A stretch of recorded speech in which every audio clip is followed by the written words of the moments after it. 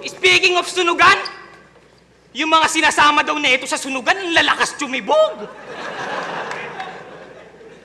Makikita nyo pa sa video, laging nasa likod. Pag nagkumpulan naman, parang isang tray ng itlog kasi puro bilog.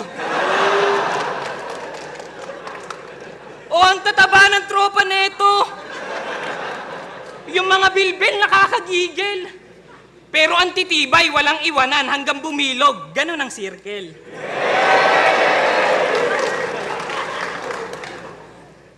Pero seryoso, simpleng joke, hindi mo magawa mapahanggang ngayon.